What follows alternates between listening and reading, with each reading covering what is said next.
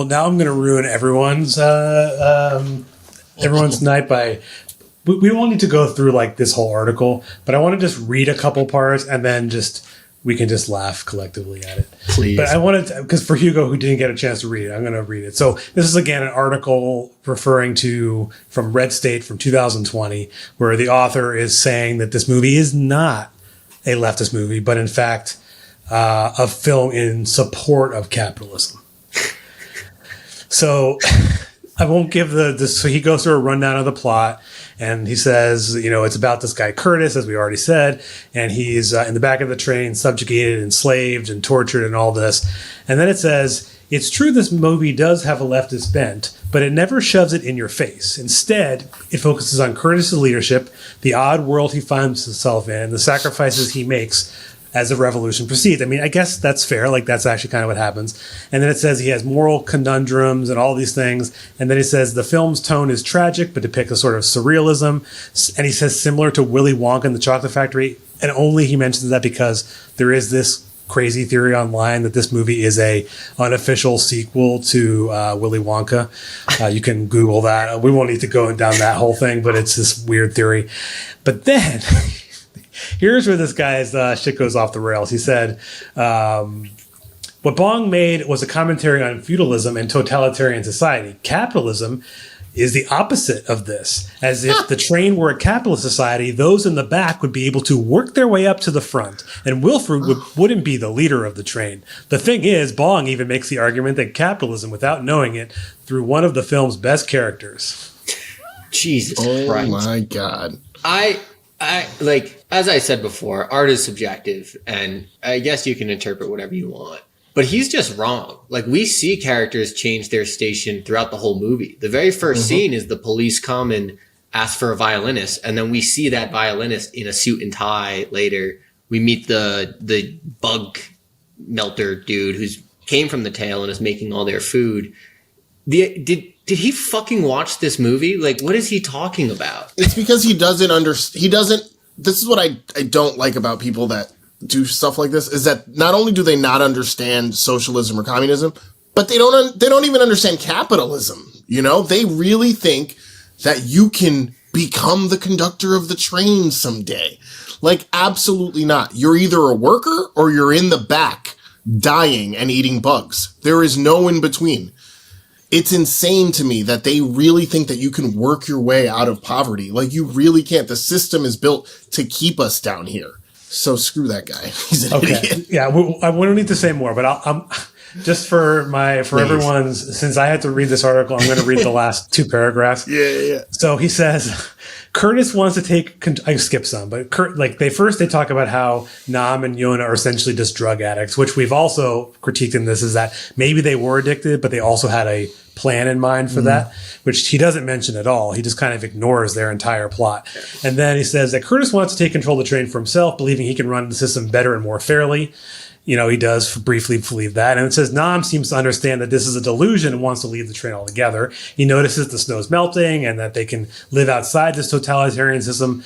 And he believes that Curtis' revolution succeeds, the feudalistic system will continue, which actually is true. I mean, you could say that maybe if Curtis had taken over, it would have led to a slightly better bad system. Fair enough. And then it says he reveals his plan to Curtis. Upon initially hearing it, Curtis thinks he's an idiot, notes his chances of survival are slim. And then Nam answers him with the sentiment that conservatives and libertarians alike appreciate more than anyone else. He'd rather die free than live under someone's boot. Oh my God. I read that and I cackled. I so good. Cannot. I don't know how. I really want to get the therapist notes from someone who is let's call him a mid-level staffer in the Republican Party, because you said, Hugo, as they see themselves as freedom fighters. They when they talk about freedom, of course they have a slanted view of it, but they mean it, and they are never challenged on the fact. Well, it's well, you claim to want freedom and stuff, but you're standing behind the police as they fight the proletariat. And just because I think these people, especially people who write for websites like Redstate, I mean, you probably fucking walked into Harvard on your dad's scholarship or something like that, endowment, and have just never had to question their beliefs in their entire life. Like, and so they're just taking this movie and they're like, well, I know capitalism is right, and therefore everything about it is right, and therefore this isn't capitalism, but also it's about capitalism, and it proves how good capitalism is. And it's just, I just don't understand how someone can think this way. Like, just, it's so bizarre to me. Sorry, yeah. I'm ranting. I'm just no, it's fine. And so I'm going to read the very last paragraph because I just have to. We've gotten this far. It says, Bong meant to create a leftist film, but instead ended up creating a right-leaning narrative. He wanted to paint capitalism as evil, but ended up proving the opposite. Not only did he create an amazing film, but he also created an amazing film that argued against much of the draconian we see today, especially as we deal with lockdowns and quarantines as part of COVID. Nailed it. Imagine if Hollywood, where these movies were allowed to thrive, not just unintentionally. Imagine there being more shows like Firefly and Snowpiercer. I too wish there were more movies like Snowpiercer, but not for the same reason. It's this fucking. I bet when he finished typing that, he was like, "Mic drop." Yeah, I showed them. This movie's about capitalism being awesome. If it's if it's about capitalism, the train explodes. Or it's about how good I don't. Again, these people just like they have this worldview and they just cherry pick the shit out of everything. I remember hearing Ben Shapiro's review of Succession and how he thought it was about how capitalism is how he thought the show proves capitalism is a good system. And they just watch everything like needing it to reaffirm their worldview because they're so goddamn insecure where they're like, yes, the director said this is a critique of capitalism. There are all these elements of capitalism. But actually, if you ignore 7 of the 11 major plot points, it's about how capitalism is great. And actually, it's about feudalism. Like, I don't know how anyone fucking enjoys their life thinking this way.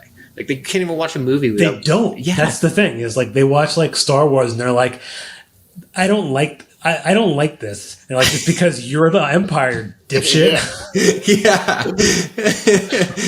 That's a good point. Saving Private Ryan, they killed too many of the good guys. That's